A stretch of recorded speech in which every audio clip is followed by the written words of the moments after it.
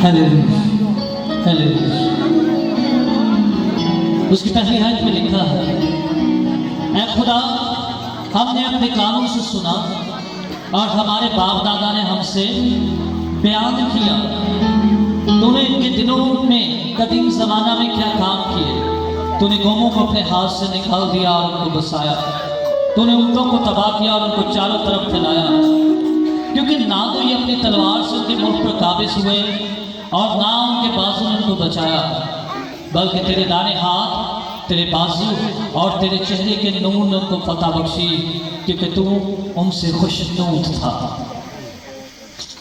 मेरे से याद रखिए, जब आपकी ज़िंदगी में फिक्रें आती हैं, जब आपकी ज़िंदगी में प्रॉब्लम्स आते हैं, तो उसकी बड़ी लॉजिक और उसकी बड़ी वजह खुदा की शादमानी का ना होना है। हमेशा वहीं पर फिक्रें काम करती हैं, वहीं पर प्रॉब्लम्स काम करते हैं, वहीं पर लॉस आते हैं, वहीं पर बरकतें रुक जाती हैं जहां पर खुदा की हुजूरी नहीं रहती। आपने अपनी जिंदगी में नोट किया होगा, जब आपके साथ बड़ी प्रॉब्लम चल रही होती है, आप बहुत ज्यादा परेशानी में लाहक होते हैं, तो आपसे दुआ नहीं हो रही होती। आप दुआ करना भी चाहिए, आपसे दुआ नहीं होती। आप पास्टर से भी बात करेंगे तो आपका दिल इस बात को कबूल नहीं कर रहा होता। क्यों? क्योंकि शैतान इस बात को जानता है कि जहां पर खुदा की खुशनुदी जाहिर हो गई, वहां पर जलाली काम होना शुरू हो जाए। दाऊद इस रेवलेशन को ज़बूर 44 में बयान कर रहा है। वो कह रहे हैं, मैंने अपने बाप दादा से सुना। किनसे सुना? बाप दादा से, कि कदीम जमाने में तूने काम कैसे किए। और वो काम क्या था? वो कह रहा है, तूने कौमों को उनकी आंखों के सामने निकाल दिया, तूने ऊँटों को तबाह किया और इनको चारों तरफ से फैला दिया। और ये कैसे फैले हैं? ना ये अपने जोरे बाजू से फैले हैं, ना ये तलवार से फैले हैं, बल्कि सिर्फ और सिर्फ खुदावंद तेरे दाने हाथ ने, तेरे बाजू ने, तेरे चेहरे के नूर ने, क्योंकि तू उनसे खुशनूद था। मेरे अज़ीज़ों, जब तक हमारी जिंदगी में खुदा की खुशनूदी नहीं आएगी, खुदा की मर्जी हमारी जिंदगी में पूरी नहीं होगी, फतह हमारी जिंदगी में नहीं आएगी।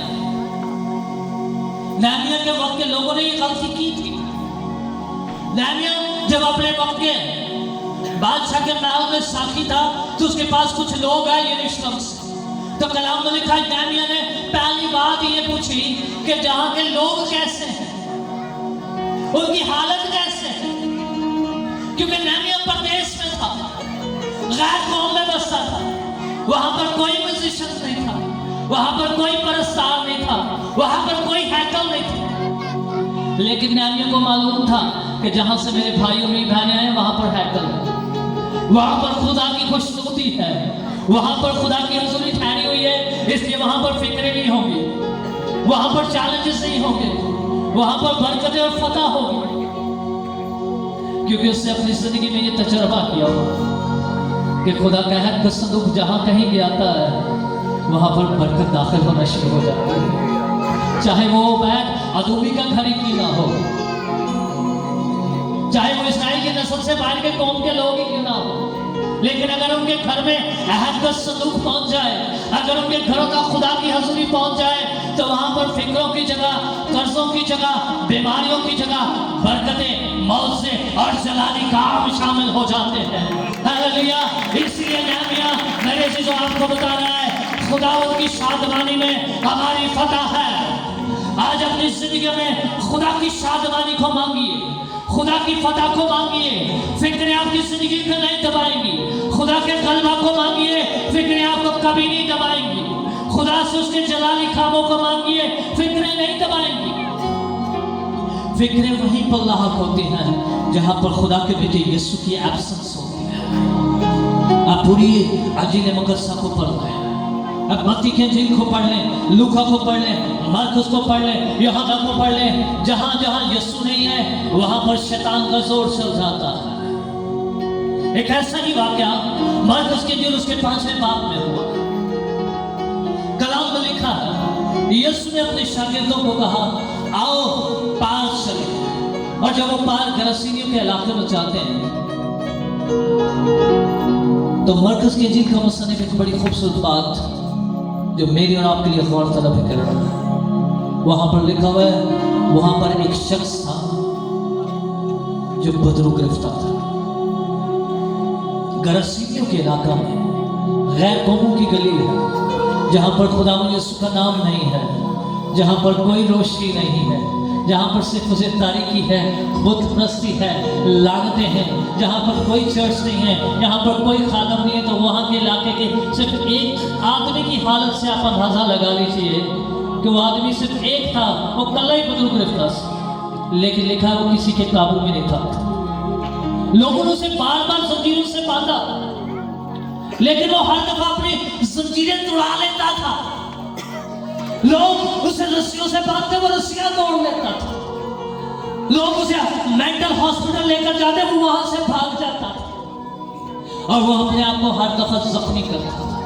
वो कब्रिस्तानों में रहता था, क्योंकि ना सिर्फ उसकी जिंदगी में मौत थी, बल्कि उसकी फैमिली में मौत थी, उसके खानदान में मौत थी, उसके इर्द गिर्द के इलाका में मौत राज कर रही थी। लेकिन कलाम में लिखा है, जैसे ही यीशु की कश्ती उस किनारे को टिकती है, वो लश्कर ज़दा आदमी फौरन यीशु के कदमों में आके खिल जाता है। और कलाम में लिखा है, वो लश्कर, वो बदरुओं का लश्कर उसे आकर कहता है, ऐ खुदा के बेटे, ओ खुदा के लोगों जानिए, जहां पर खुदा का बेटा यीशु आ जाता है, वहां पर बदरूहें माथा टेक देती हैं, वहां पर शैतान मजबूर हो जाता है सवाल करने को।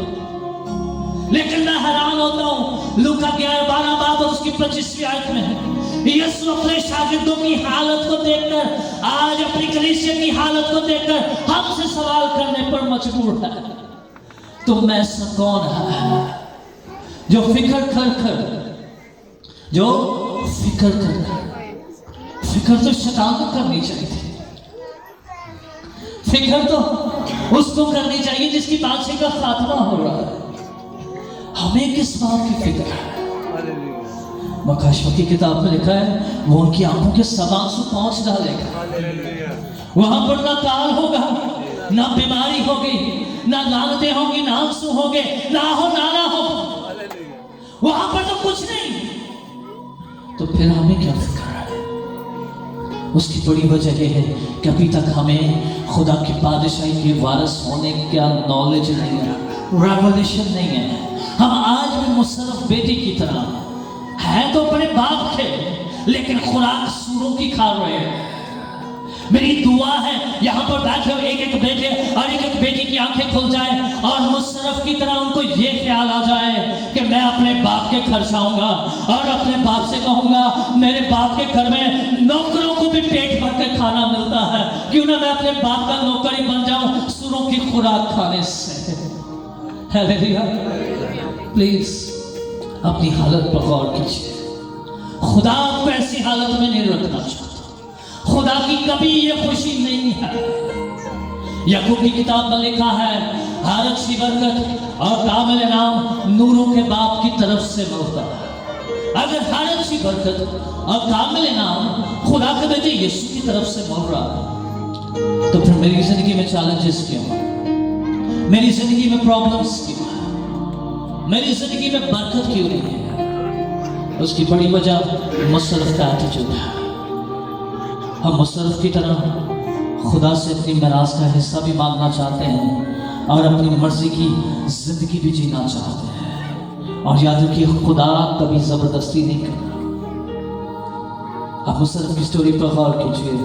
जब मुशर्रफ बेटी ने बाप से अपनी मिरास का हिस्सा मांगा, तो बाप ने उससे जबरदस्ती की, उससे लड़ाई की।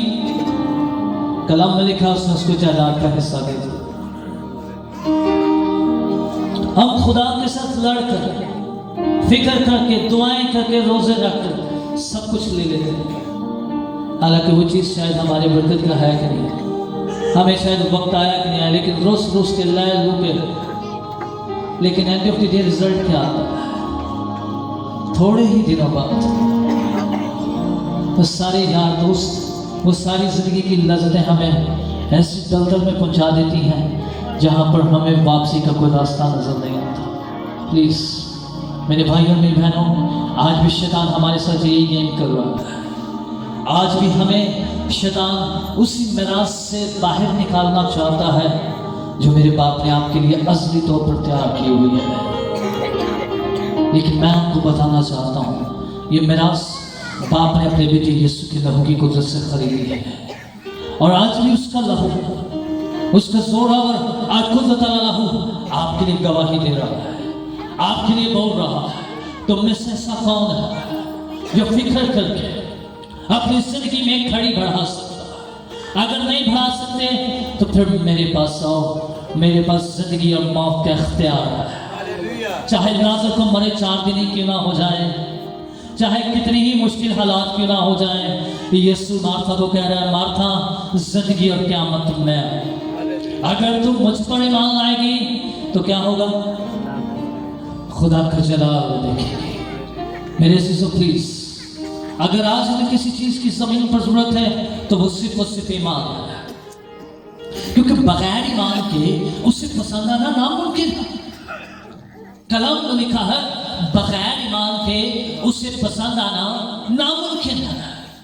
आपको सिर्फ और सिर्फ उस पर ईमान रखना है, आपको सिर्फ और सिर्फ उसकी बादशाही का यकीन करना है, आपको इस बात को जानना है कि खुदा का बेटा यीशु मसीह जो मर गया था, जो जी उठा है, वो अब्दुल अबाद जी था, वो बादशाह है। और उसकी मिरास में बब्बर के बच्चे तो भूखे और हाजतमंद हो सकते हैं, लेकिन हक ताला के तालिब, ज़बूर 37 को पढ़िए, उसकी 10वीं आयत में लिखा हुआ है, बब्बर के बच्चे तो भूखे और तालिब हो सकते हैं, हाजतमंद हो सकते हैं, लेकिन हक ताला के तालिब, सीकर्स ऑफ गॉड, खुदा के मतलाशी किसी नेमत के मोहताज हरगिज़ ना होंगे। अगर आप खुदा के बेटे हैं, अगर आप उसकी बेटियां हैं, तो अपने आप को जानिए आप शाही कायनों का फिरका है, आप खुदा की बरगज़िदा नस्ल है, आप उसके चुने हुए वो लोग हैं जिनके वसीला से उसके कलाम की रोशनी चमकने को हो। बुढ़े कॉलोनी के लोगों जानिए, दुनिया आपका इंतजार कर रही है, लोग आपका इंतजार कर रहे हैं, कौमें आपका इंतजार कर रही हैं।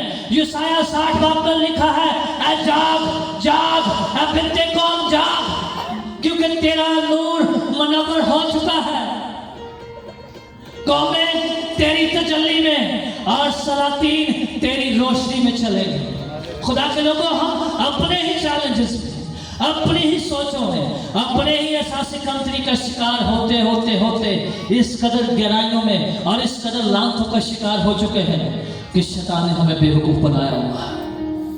मैं आज भी हैरान होता हूं कि वो गधे का बच्चा जो अपनी मां के साथ गांव के बाहर किसी के लेना बचा से अगर यीशु से ना खोलता तो क्या वो खिदमत के लिए इस्तेमाल हो सकता था? तो इसीलिए मैं आज आपसे कह रहा हूँ, शैतान ने जहाँ कहीं आपको बांधा हुआ है, आपके लिए खुदा का रूप बोल रहा है, आपकी आज़ादी का ऐलान हो चुका है, क्योंकि आप पर अब खुदा का बेटा यीशु सवार होने को हो, और ये सवारी जहाँ कहीं जाएगी लोग उसके आगे सजदा रेज़ होना शुरू हो जाएंगे, जलाली काम होना शुरू हो जाएंगे, गवाहियाँ आना शुरू हो जाएंगी। हालेलुया। क्या आप अपना आप यीशु को पेश करने के लिए तैयार हैं? क्या आप वो गधे के बच्चे बनने को तैयार हैं जिस पर यीशु सवार हो सके? क्या वो भुट्टो कॉलोनी के लोग इस बात के लिए तैयार हैं कि हम अपनी फिक्रों से आजाद होकर खुदा के बेटे यीशु की पहचान का मुताशरा दुनिया को देने के लिए खड़े होंगे? हम उसके कलाम के लिए खड़े होंगे, हम उसकी गवाही के लिए खड़े होंगे। और याद रखिए, जब आपकी जिंदगी में खुदा का कलाम उसके आफ्ताब सदाकत तलू होगा तो मलाकी की किताब में लिखा है, उसकी किरणों में कौमों के लिए शिफा होगी। कौमें आपके वसीला से शिफा पाना चाहती हैं। यीशु आपके वसीला से कौमों तक पहुंचना चाहता है। यीशु आपके वसीला से दुनिया को बताना चाहता है। यीशु आपके वसीला से शिफा का काम करना चाहता है। यीशु आपके वसीला से खानदानों के खानदानों घरानों को बहाल करना चाहता है। लेकिन परेशानी यह है,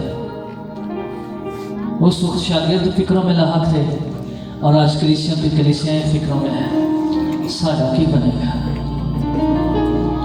साधा की बनेगा, लेकिन शागिर्दों का जहन खुल गया था।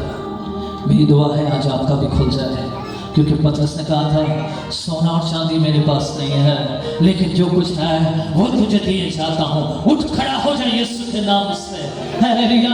और कलाम में लिखा उठ खड़ा हुआ था। हम सालों साल से सिर्फ यही दुआ करते रहते हैं, खुदा मुझे बहुत ही सारे पैसे दे, खुदा मुझे बहुत सारा माल दे, फिर मैं तेरी खिदमत करूं। खुदा मुझे बड़ी जी गड्डी दे दे, मैं फिर तेरी खिदमत करूं। खुदा मुझे डाल जा चर्च दे दे, मैं फिर तेरी खिदमत करूं। खुदा मैं इतने नहीं तेरी खिदमत कर सकता, तो अमरीका ले जा, अमरीका गोलियां गोलियां मैं तेरा कलाम समझे थोड़े लोगों ने लाया करें। ऐसे नहीं होता है। यीशु कह रहे थे थोड़े में ध्यानदार हो, मैं तुझे ज्यादा का मुख्तार बना। प्लीज खुदा को आपकी ध्यानदारी चाहिए, खुदा को आपकी वफादारी चाहिए। वो आपके मांगने से पहले जानता है आपकी चीजों के मोहताज है। उसने कहा तुम्हारे सर के बाल गिने हुए हैं, उसको मालूम है आपके सर पे कितने बाल। तो क्या उसे ये मालूम नहीं कि आपकी जिंदगी में क्या क्या परेशानी है, आपके ऊपर कितना कर्ज है, आपके पड़ोसियों ने, आपके रिश्तेदारों ने कितना आपको सताया, आप किस कदर चक्की में पिस रहे हैं, आपको कितना बड़ा रोग है, आपको कितना ज्यादा दर्द है, ये सारी चीजों से मालूम है। लेकिन यीशु का सवाल एक ही है, क्या तू ईमान रखता है, क्या तू ईमान रखती है? और यहीं पे आके सवाल खत्म हो जाता है। आपके पास सिर्फ और सिर्फ एक ही क्वांटिटी खुदा पूछ रहा है, वो ईमान है। मैं रात को भी बादल को बता रहा था, मैं कहा बादल याद रखना, आप भी याद रखिएगा, आसमान पर डॉलर नहीं चल रहे, रियाल नहीं चल रहे, पाउंड नहीं चलता, यूरो नहीं चलता, पाकिस्तानी करेंसी नहीं चलती। ईमान पर अगर कोई करेंसी चलती है तो उस करेंसी का नाम ईमान है। और जो ईमान में मालदार है उसे फिक्र करने की जरूरत नहीं है, क्योंकि यीशु ने कहा अपना माल जमीन पर नहीं बल्कि आसमान पर जमा करो। हालेलुया। और सिर्फ और सिर्फ आसमान पर एक ही चीज जमा हो रही है, वो आपका ईमान है। सही तरह मारो तालियां, नहीं तेरे दो सही तरह सही। अगर चाहते तो मैं चलना जाना तो खाते में रोक देता हूँ।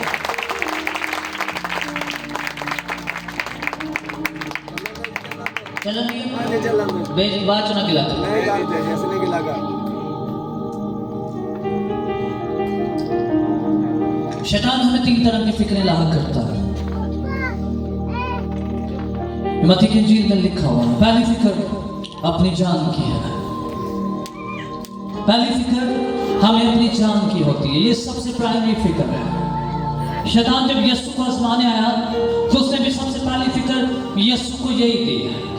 कलाम में लिखा है मत्ती की इंजील उसके 4 बाब में कि शैतान यीशु के पास आया और उसने कहा तू 40 दिन से भूखा है, इस पत्थर से क्या रोटी बन जाए, कितने मार ना जाए। आज भी हमें सबसे पहली फिक्र यही होती है, साडा की बढ़ेगा। तो वहां पर लिखा हुआ यीशु ने कहा आदमी सिर्फ रोटी से नहीं बल्कि हर वो बात जो मेरे आसमानी बाप के मुंह से निकलती है, मेरे से रोटी की फिक्र से निकल आई है। पौलुस के ऊपर ये रेवलेशन खुल चुका था। उसे कभी परवाह नहीं की मैं भूखा, उसे कभी परवाह नहीं की मेरे बच्चा की बनेगा, उसे कभी परवाह नहीं की मेरी फैमिली का क्या बनेगा, बल्कि उसने खुद भी कहा और अपने शागिर्दों को भी सिखाया जीना मसीह है और मरना नफा है। हालेलुया। क्या आपका जीना मसीह है और मरना नफा है? तो याद रखिए आदमी सिर्फ रोटी से नहीं बल्कि हर वो बात जो मेरे आसमानी बाप के मुंह से निकलती है उसी से जीता है। दूसरा चैलेंज शैतान हमें लेकर आता वो सेल्फ प्राइड है, खुद नुमाई है। आई एम समथिंग, मैं कुछ है। लिखा है शैतान यीशु को एक ऊंचे की गिरे पर ले गया और उसे पल भर में जमीन की सारी सल्तनत और दौलत दिखाई और उसने कहा अगर तू मुझे सजदा करे तो सब कुछ सारे तेरे फैन हो जाए। हर बंदा तेरे पेज को फॉलो करेगा, हर बंदा तेरी फोटो से क्लिक करेगा, हर बंदा तेरे में आके सेल्फी बनाएगा, हर बंदे के घर में तेरा ही पोस्टर लगा होगा। क्या ये हमारी जिंदगी की जुस्तजू नहीं? हम हर एक के मुंह से अच्छा ही सुनना चाहते हैं, कोई भी ये सुनना पसंद नहीं करता है, बंदा बड़ा बड़ा है।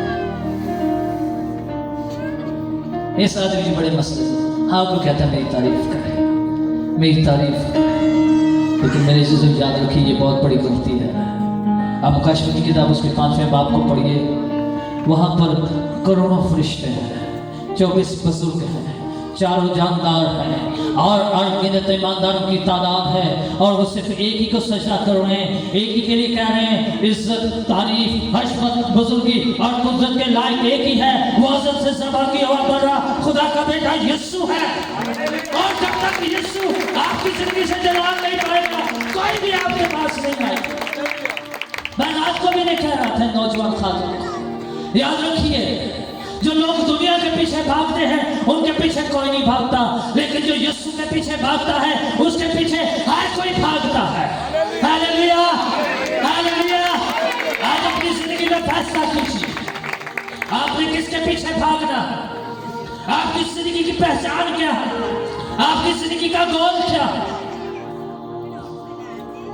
यीशु ने एक तमसील सुनाई है लूका के इंजील उसके 12वें बाब में, और यीशु इस आदमी को बेवकूफ कह रहा है। हालांकि मेरे जैसा और आप जैसे दुनियादार लोग यही सोचते होंगे खुदावंद को लगता गलती लग गई, क्योंकि उसकी तो फसल भी बड़ी हुई है, उसका तो प्रॉफिट ही बड़ा ज्यादा हो गया है, उसको इतना मुनाफा हुआ है, उसके पास इतना स्टॉक इकट्ठा हो गया है कि वो तो कह रहे हैं मैं सारी उम्र में बैठ के खावा तो नहीं मुकदा, तो खुदा कह रहे हैं बेवकूफी। लेकिन याद रखिए किसी की माल और दौलत खुदा को इम्प्रेस नहीं कर सकती। मेरे से खुदा को अगर कोई चीज़ इम्प्रेस करती है तो वो आपकी कुर्बानी है। कलाम मुक़द्दस को खोल के पढ़िए, आग हमेशा वहीं पर उतरी है जहाँ पर कुर्बानियाँ आई हैं, वहाँ उसके अलावा कहीं कुर्बानी पे अलावा कहीं और आग नहीं उतरती। अही आपने नोटा नहीं आग लब दे, अपने बिजनेस से ही आग को नाजिल करते रहते ना, जहां पर कुर्बानियां हैं वहां पर आग है। इब्राहिम को खुदा ने बरकत दी थी, सिर्फ बरकत दी थी। गौर कीजिए, इब्राहिम को खुदा ने सिर्फ बरकत दी थी, लेकिन पैदाइश 22वें बाब में जब इब्राहिम ने अपना बेटा कुर्बान चलाया तो खुदा ने कहा अब मैं जान गया हूँ तूने मुझसे किसी चीज का दरेक नहीं किया, इसलिए अब मैं तुझे बरकत पर बरकत दूंगा। हालेलुया। अगर आप बरकत पर बरकत लेना चाहते हैं तो फिक्रों से आजाद होकर खुदा के हुजूर में कुर्बानियां गुजारने की आदत डालिए। जब आपकी जिंदगी में कुर्बानियां आना शुरू हो जाएंगी, खुदा की फतह आपकी जिंदगी में आना शुरू हो जाएगी।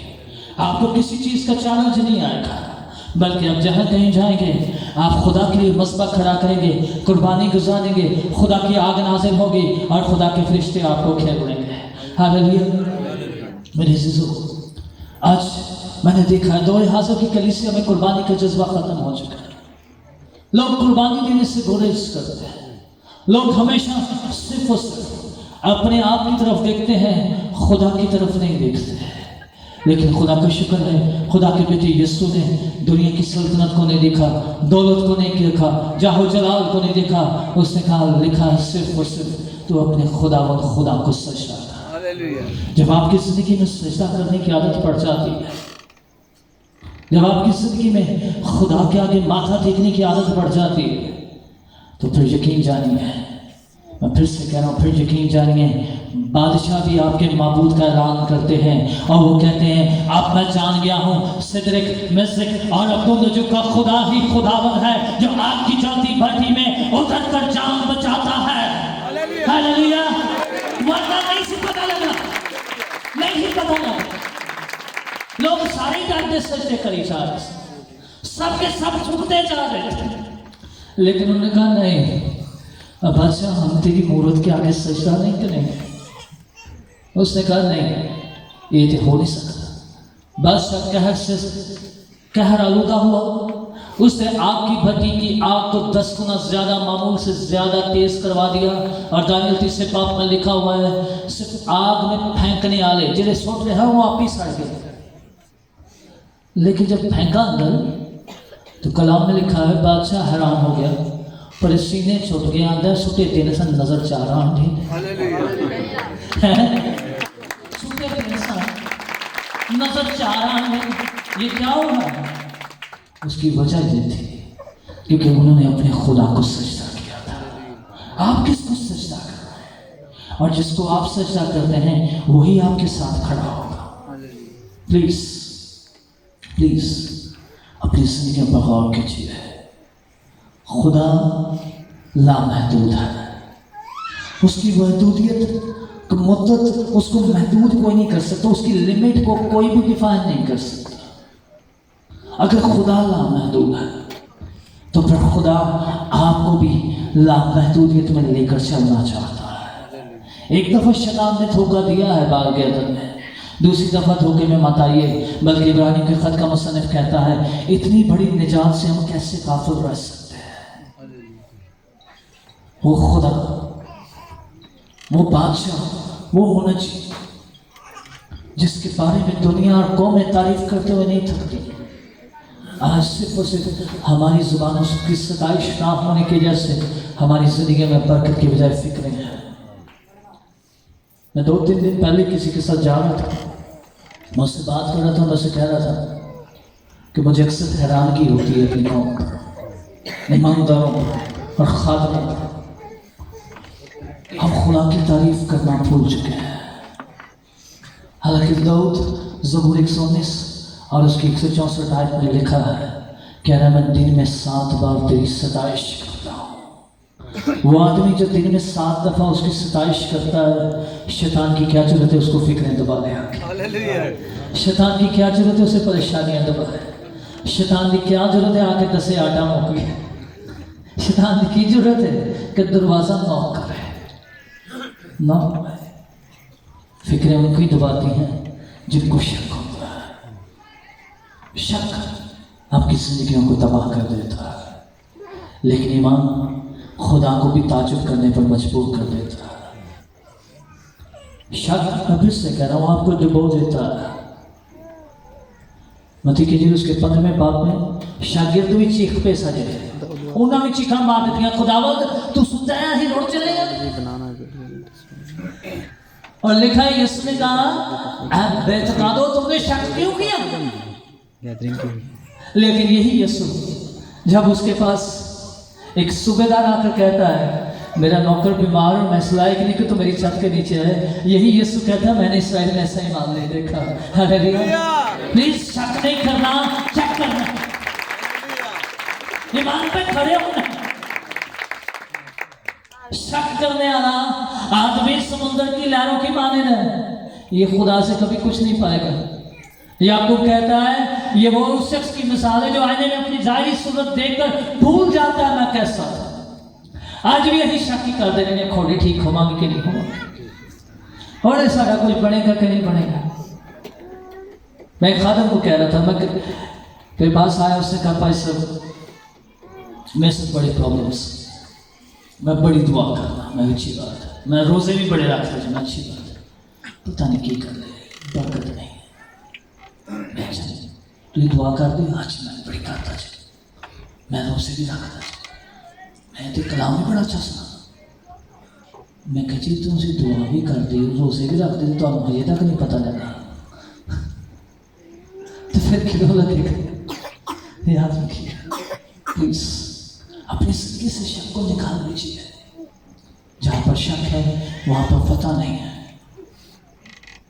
कामिल ईमान खौफ को दूर करता है, कामिल ईमान खौफ को दूर करता है। प्लीज खुदा का बेटा इसलिए नहीं आया कि शैतान सड़ते हमले करे, बल्कि पहले यूहन्ना 3 बाब और उसकी 8वीं आयत में लिखा है खुदा का बेटा इसलिए जाहिर हुआ कि अपने इसके कामों को मिटाए। आपकी जिंदगी में जो कुछ भी होगा अगर उसमें खुदा की मर्जी नहीं है तो फिर ये शैतान है, और अगर शैतान है तो आपको खुदा के बेटे यीशु को अपनी जिंदगी में दावत देनी है ताकि उसके कामों को मिटाए। That's a simple thing। इसमें मुश्किल क्या है? लोगों ने शक करना शुरू कर दिया, लेकिन यीशु ने शक नहीं किया। कलाम में लिखा है, कलाम में लिखा है, मरकुस की उसके दूसरे बाप में यीशु किसी घर में कलाम सुना रहा था, तो 4 लोगों ने एक मफलूज को 4 पाई पर लिटाकर यीशु के सामने पहुंचा दिया। यीशु ने कहा, बेटा तेरे गुनाह माफ किए हुए, अपनी 4 पाई उठा और चल पड़े। नाल दे ਜਿਹੜੇ ਬਹੁਤੇ ਸਿਆਣੇ ਹਨ, ਜਿਨ੍ਹਾਂ ਦਾ ਬਹੁਤਾ ਤਜਰਬਾ ਸੀ, ਜਿਨ੍ਹਾਂ ਬਹੁਤੀਆਂ ਕਨਵੈਨਸ਼ਨਾਂ ਅਟੈਂਡ ਕੀਤੀਆਂ ਸਨ ਤੇ ਜਿਨ੍ਹਾਂ ਹਰ ਕਿਸੇ ਅੱਗੇ ਸਿਰ ਡਾਇਆ ਸੀ, ਉਹ ਕਹਿ ਰਹੇ ਹਨ खुदा पता ही नहीं है इन्हें कितों से दिया होना है, इन्हें कितों से दिया होना है। लेकिन लिखा है जब जैसे जिसने कहा बेटा तेरे गुनाह माफ हुए, उठ अपनी 4 पाई उठा के चल कर, और तुरंत आप पे रखने लगे, पता है इन्हों की ने अख्तियार देता है गुनाह माफ करे। प्लीज प्लीज हर बात में कमजोरियां निकालना छोड़कर खुदा पर ईमान रखने की आदत डालिए। जब आप अपनी कमजोरियों की तरफ देखते रहते हैं फिर खुदा का बेटा यीशु नहीं नजर आता, लेकिन जब आप यीशु की तरफ देखते रहते हैं फिर आपको अपनी कमजोरियां नहीं नजर आती, बल्कि आपको अपने अंदर यीशु नजर आता है। लिखा है जो मुझ में है वो जो इस दुनिया में है उससे बहुत बड़ा है। हालेलुया। आपके अंदर जो यीशु है वो जो इस दुनिया में उससे बहुत बड़ा है। ये पहले हमें उसके 4 बाप और 4 आयत पर लिखा हुआ है। इसलिए प्लीज आइए अपने पैरों पे खड़े, आइए खुदा से उसके पापों को मांगिए, और आइए इस ईमान के साथ, इस दलेरी के साथ इस कलाम को अपनी जिंदगी में लीजिए। मैंने फिक्र नहीं करनी, मैंने शक नहीं करना, मैंने खुदा को दावत देनी। चाहे बेटी मारी क्यों ना गई हो, चाहे लाजर को मरे हुए 4 दिन से कब्र में क्यों ना हो, चाहे वो जन्म का लंगड़ाई क्यों ना हो, चाहे वो पैदाइशी अंधा क्यों ना हो, अब बना कराओ सिचुएशंस कैसी भी क्यों ना हो जाए, मेरे अजीजों हालात उस वक्त बदलते हैं जब खुदा का बेटा यीशु आता है। हालेलुया। आइए अपने हाथों को, आइए मेरे से चलो हाथ ले, हालेलुया का कोस्ट आइए। हालेलुया। अगर आज तक आपने तौबा नहीं किया, अगर आज तक आपको यही शैतान एहसास दिला रहा है तो गुनाहगार है, तूने बहुत बड़ा गुनाह किया, तो मैं आपको बताना चाह रहा हूँ, पूरे बाइबल को पढ़ के देख ले, यीशु ने किसी को भी ये नहीं कहा कि तूने गुनाहगार, तूने ये गुनाह किया। यीशु ने हमेशा यही कहा है, जा मेरे बेटे, जा मेरी बेटी, तेरे गुनाह माफ हुए, फिर कभी दोबारा गुनाह ना करना। मैं आज आपको बताना चाहता हूँ, शैतान जो रोज आपसे ये गुफ्तगू कर रहा है, आप गुनाहगार हैं, आपकी माफी नहीं है, आपके लिए खुदा का कलाम ये है, जा मेरे बेटे, जा मेरी बेटी, तेरे गुनाह माफ हुए, फिर कभी दोबारा गुनाह ना कर। खुदा आपको माफ कर रहा है। आइए अपने आप को माफ कीजिए और अपनी जिंदगी यीशु को दे दीजिए। हालेलुया। आज तक अगर आपने तौबा नहीं की, अपने गुनाहों की माफी के लिए पानी का बपतिस्मा लेने के लिए आप तैयार नहीं हो सके, रोज आपके दिल में, आपकी सोच और ख्यालों में ये नाफरमानी की बदबू काम कर रही है, तो आइए इस शैतान को बता दीजिए यीशु ने आपके गुनाह माफ कर दिए हैं, यीशु ने आपको बरकत दे दी है। आइए अपने हाथों को उठाइए, आइए बरकत को कबूल कीजिए। इब्राहिम मायूस हो चुका था, इब्राहिम हार चुका था, क्योंकि उसके बदन को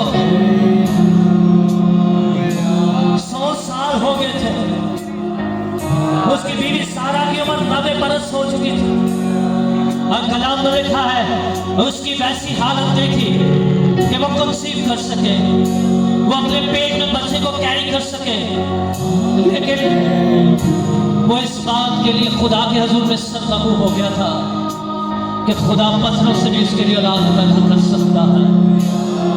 मेरे अजीजों, जो कुछ आप ईमान रखते हैं वो कुछ आपके लिए होगा। हालेलुया।